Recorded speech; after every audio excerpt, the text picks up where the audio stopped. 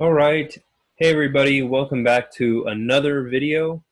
Um, I am finally now ready to talk about the new rules that I am introducing with this game through gameplay scenario that I'm going to play with Andrew Harding. Again, really excited for this game, and I hope I can make this video into a series where I can maybe play against some other really experienced players as well. Maybe I can play against Brett. So we'll see. But nevertheless, I can talk about the actual rules here. Again, these rules are a compilation of rules that I was reading throughout several posts in the BoardGameGeek.com Europe Engulfed community forums. And I just found that these rules are really useful, really insightful, and are an attempt to fix the loophole mechanic that we've been talking about, where basically Germany can steamroll the Soviet Union. So with that said, let's actually jump into them. So I'm going to talk about two simple rules that are introduced. These are very subtle rules, but I think they're rules that just add more dynamic to the game. The first one is to treat Albania as a Italian semi-home area, is what I call it. I believe in the post they call it a non-area supply source, or excuse me, non-home area Italian supply source. And what this basically means is that Albania acts as a supply source for Italian units so that they don't need to consume the supply points of the Italian fleet that otherwise will be supplying forces in North Africa. But this area in and of itself doesn't actually act as an Italian home area. That means that they can't actually build new units in that area. And so anybody who wants to explore a Greek campaign where Italy alone invades Greece, now you can do so. And now that we throw in the 14.2 political rules, or excuse me, 14.3 optional political rules, this is now a very viable option in the game. So you have that as the first simple rule. The next rule is Soviet partisans. And shout out to, again, Brett Johnson, who came up with this rule. There's a great forum that I'm going to have in the link in the description. It's called some anti-German optional rules. Or actually, I'm sorry, that's another forum. This one is actually called Rules Mods We Are Experimenting With. Yeah. So that's what that title is called. I can't even read my own handwriting. That's what I'm dealing with right now. But I think it's called Mods We Are Experimenting With. But basically, this was a forum, I believe, created by Brett Johnson. But basically, they want to know that, again, that German steamroll in the East by introducing some rules. There was a number of rules to experiment with. But I'm only going to go with this one because it seems to be the easiest one to understand. It also seems to be the rule that seems to complement the rest of the game. And the way I'm going to go about the Soviet partisan mechanism is basically make them identical to Yugoslavian partisans. Yugoslavian partisans have their own fair set of rules. They're in the 13.0 optional rules. Basically grant the Soviets the option to build partisans as well. And the Soviets can build these partisan units in either rough or swamp terrain. So that means that areas like Minsk still don't have partisans, but you will have the Pripyat marshes with partisans. You will have areas like the swamp areas in the north if Germany does conquer those areas with Soviet partisans. And then you're also going to have areas in the south if Germany does conquer Baku, let's say, and Batumi and Grozny, that the Soviet partisans can build activity over there as well. So very straightforward rule, I think. And then starting in 1943, the Soviets can build 2 partisans per turn rather than just 1. And then we can now get on to the advanced rules. These are the rules where things do get quite exciting. So let's jump in.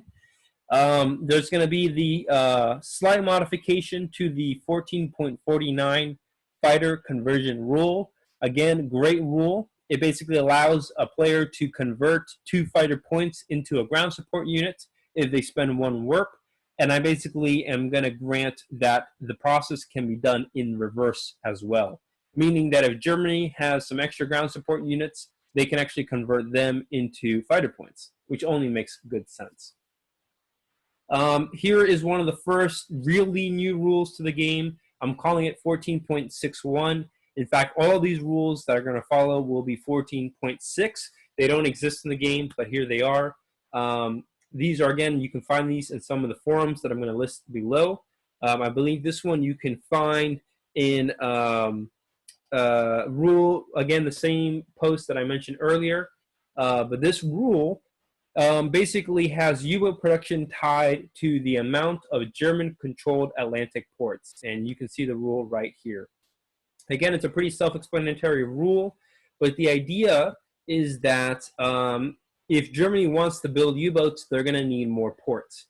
And if you know anything about the historical nature of the U-boat campaign, you know, and really the history of the German Kriegsmarine, you know that the German Kriegsmarine, leading up to World War II, was basically facing the same strategic situation that the German Navy was dealing with in the First World War. And in the First World War, you know that I recommend that you check it out if you don't know, but the Royal Navy effectively was able to do a naval blockade on Germany. And you can tell really clearly from this in just the geography of the region. The main German naval bases are in northern Germany, in the Baltic Sea, and if they want to do any kind of operation in the Atlantic Ocean, they're going to have to bypass Great Britain. And so Britain eventually established a physical naval blockade and prevented Germany, the German Navy, from breaking out into the Atlantic. The only ships that Germany really had that were able to do that were the German submarines, or really the German U-boats. So in World War II, that situation changed quite a lot when France fell, because once France had fallen, Germany now had access to all of the French naval ports and naval bases, and they could use them to now use them as U-boat naval bases. And so some of the areas where a lot of the German U-boats were deployed was actually from the west coast of France, rather than from the more bottleneck position that you see here in northwestern Europe. So this rule kind of reflects that. As mentioned before, Germany's U-boat production is immensely powerful, and in order to somewhat negate just how powerful the U-boats are, the German player will need to defeat France, and even when they defeat France, they only are going to have 6 Atlantic ports under their control. This includes the port at Ruhr, the port from the Netherlands, one in Belgium, one in Pas-de-Calais, one in Normandy, and one in Bordeaux. That's only for 6. If Germany wants more ports, they're going to have to conquer yet more ports in the Atlantic Ocean. This may involve a campaign in Norway to secure Trondheim. This may involve invading Spain and possibly Portugal if they want to have access to more ports, including Gibraltar. So again, I think it makes good sense. It's a fun rule, and it definitely seems to work pretty well at neutralizing the sheer massive U-boat advantage that Germany has in the default game. Another cool rule, a simple rule, is night bombing. Basically, this rule allows bombers to bomb Germany without the complete worry of being intercepted. And this kind of goes both ways. Germany has, after the Battle of Britain, was still conducting bombing raids against Britain, but they were night bombing raids in large part because they didn't have enough fighters to protect their bombers. So it makes good sense for the Luftwaffe to use this rule, but it also makes good sense for the Allies in the West to use this rule as well. Night bombing was a primary mission by the Royal Air Force, and they were doing a lot of that before the United States Army Air Force was able to launch its day bombing raids against Germany. So the way the rule works is that they can only be launched during clear weather turns, and they basically act as if the bombers are rolling during poor weather, meaning that they lose a hit bonus, and if they want to have any effect on German infrastructure, they're going to need to have twice the amount of bombers. So again, the rules are identical to bombing during poor weather turns, whether it's mud or snow. The one difference is that we will have fighter escorts or excuse me, we will have interceptors, but this time interceptors can only score hits on a 6. So the interceptors lose a hit bonus as well. This is to reflect that there was a lot of night fighters that were participating in these bombing campaigns, these night bombing campaigns.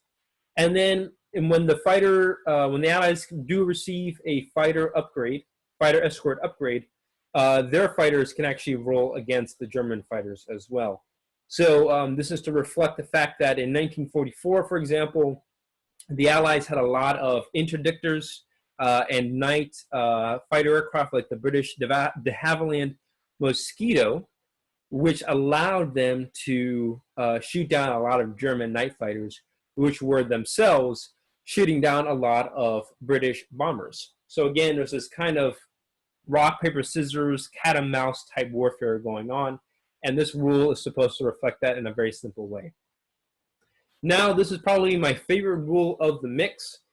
This rule is, I have to give credit to Andrew Harding. I think he's the one who really came up with the rule, and these are literally his words. So I'm going to quote him here.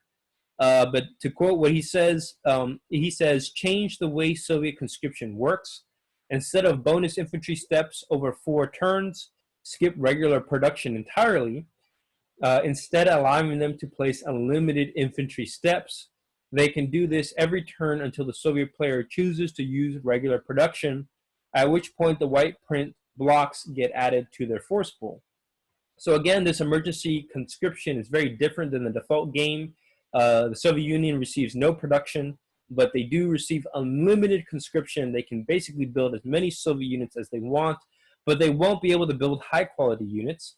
They won't be able to build armored units, and they won't even be able to build fortresses because, again, all those depend on production and the expansion of the force pool. So I think it's a really great rule. This is likely going to be the main rule that we will test in our playthrough.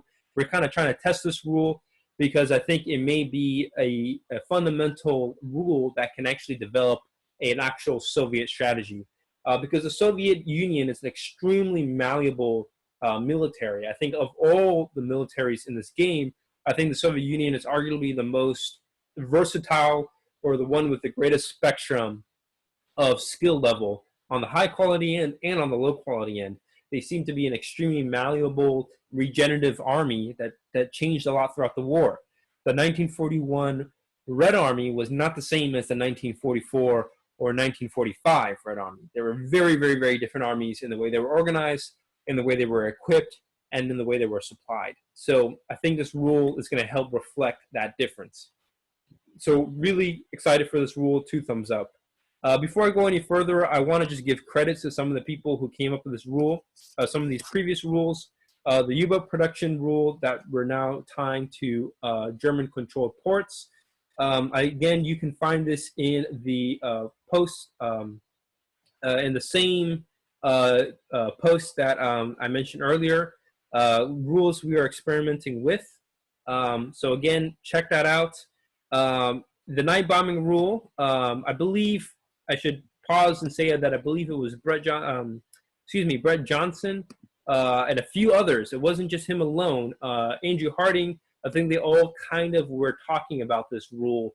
If I haven't mentioned anybody else, sorry about that, but I do give you credit in that post. Check out the post because you'll see all the names of the people who were having this conversation and this discussion about this rule there.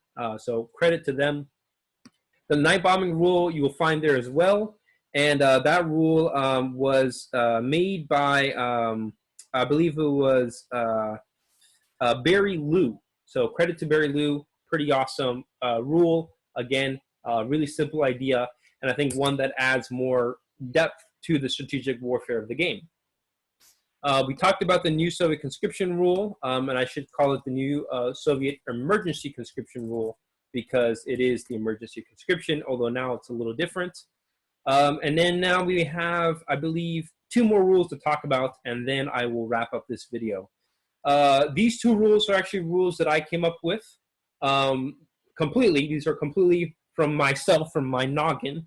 But I have to give some credit of inspiration, especially for this first rule, which I'm calling outpaced logistics. But I'm going to give credit to Marshall Neal here who came up with a really interesting rule called bullets, beans, and gas. And basically, the idea is that Germany or any other nation that's trying to break through multiple times, the forces actually suffer a lot of losses due to logistics alone. And I thought the rule was a little too strong. And I don't know if a lot of the experienced players seem to be excited about this rule, but it is a perfect way to counter the one single turn assault on Moscow. Although I was thinking about using that rule, I decided not to because already we're introducing the new Soviet emergency conscription rule. I figured let's just keep things pretty simple there and not try to overcomplicate it too much if it's not overcomplicated as it is. So this outpaced logistic rule, also credit to, I believe it's John M., who created some anti-German optional rules. And he decided to create a rule that was really interesting, where basically any German units, or any units for that matter, not just German, but any units that cross a river during a breakthrough phase will take a loss. After getting some feedback from Andrew Harding, I decided to remove that rule. And what I'm going to do instead is apply it not to river crossings, but rather to the number of areas that a nation can, that a unit decides to conquer. And these areas have to be really, really unique. And so I'm going to read the rule. And it says, on any given turn, units that operationally move to 3 or more areas in which full strength replacement is prohibited would automatically lose a step on the final supply determination phase. And so there are some areas in the board where you will see that that some units can be built at full strength. In the case of Britain, for example, that will apply to their home areas, of course. In fact, all home areas for that respective nation will allow their units to be built to full strength. There's also some extra rules that actually indicate that the Western Allied forces can actually build their units to full strength against any units that are in a friendly controlled Atlantic port. For the Soviet Union, it means that the Soviet Union can build their units at full strength in Soviet territory. Same for the Italians, only in Italian territory. However, for Germany, Germany has more flexibility. They can build their units at full strength, not just in Germany, but also in France. They can also build their units in full strength in the Low Countries. They can build their full strength in Denmark. They can build their units in full strength in Poland, Hungary, and even Italy. So in all those areas, Germany won't be affected by this rule.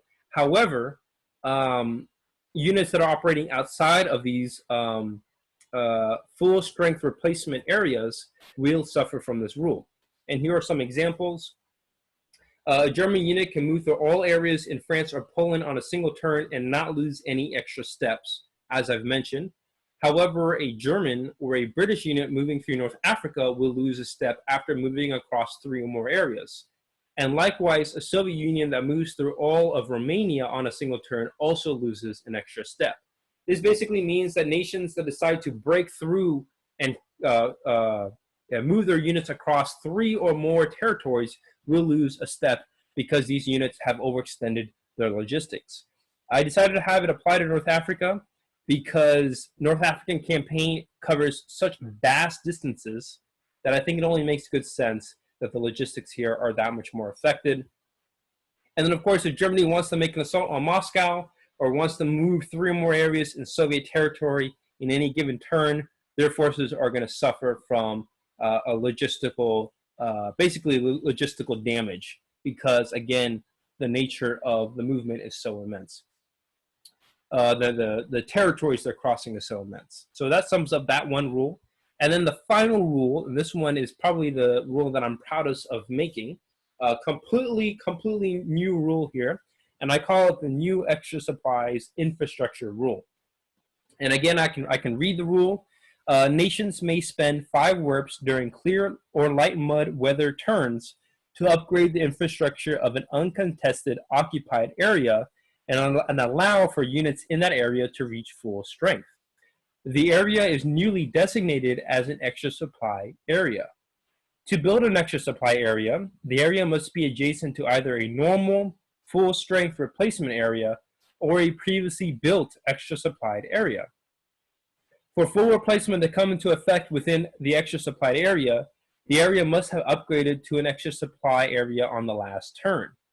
The extra supply area is lost if the area is lost, naturally, and must be recaptured to rebuild the extra supplies.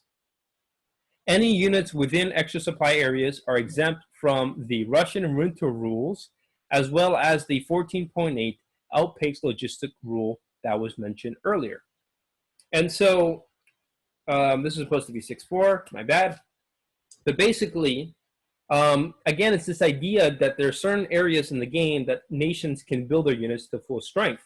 And if a nation wants to expand on the amount of areas that they can build their units to full strength, they can actually invest resources into upgrading the infrastructure of that area.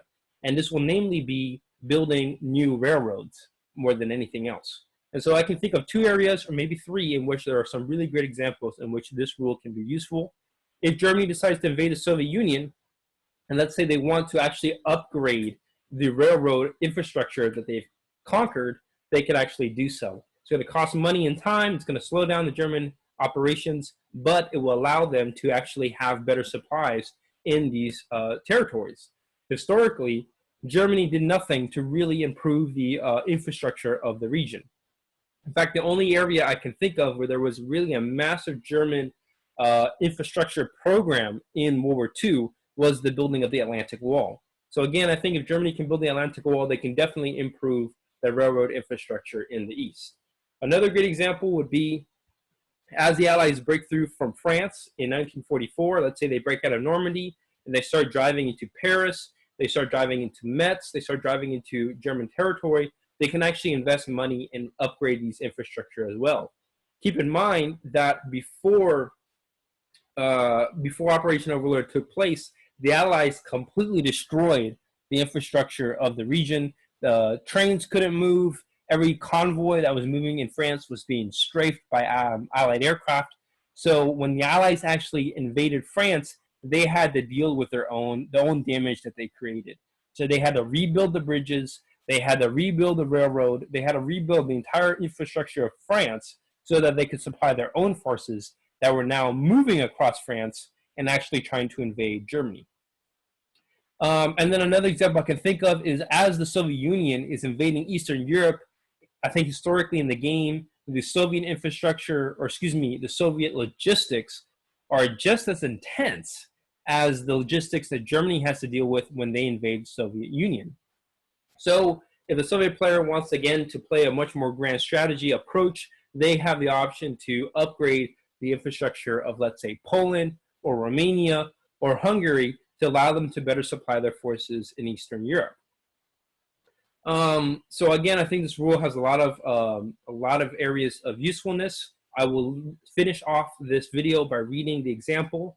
German ground forces overrun Minsk and Smolensk in July-August of 1941. So this would be Operation Barbarossa. On the September-October turn, Germany may build an extra supply area in Minsk that borders Poland, but cannot build an extra supply area in Smolensk until May-June of 1942. After building an extra supply area in Minsk on the previous turn, Germany may begin full-strength replacement of units in Minsk beginning July-August 1942.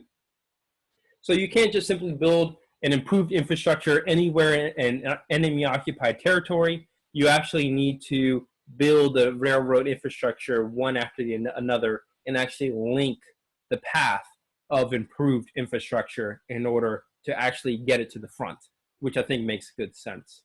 So I hope this was interesting. I hope I wasn't ranting too long. I hope the audio is all right. I hope I'm speaking well. I'm putting a lot of effort to work on my presentation skills here. But ultimately, these are some really interesting rules. I hope Andrew Harding likes the rules. I sent an email to him not too long ago so that he can actually review the rules. And if he likes them, he can tell me, let's do it. And if he wants to make any modifications to the rules, I can definitely change that so that when we actually play the game, I will give you an update on what will be the final rules that we actually use for our game session. So with all that said, I think I'm done with talking about the prelude, intro, and context to this game scenario. I'm really excited for it. And now what I will be doing for future videos is actually talking about the war itself. At the very least, will be taking pictures and talking about the pictures, or at least talking about anything that's really, really interesting. I may not make a video for every single turn, but definitely for some of the major battles. So again, thanks for tuning in. I really hope that this is insightful, gets you more excited and more curious about World War II in general. And let's move on to this game. You know, if Andrew Yang sees this video, I say, you know, cheers to him and may the best man win. All the best.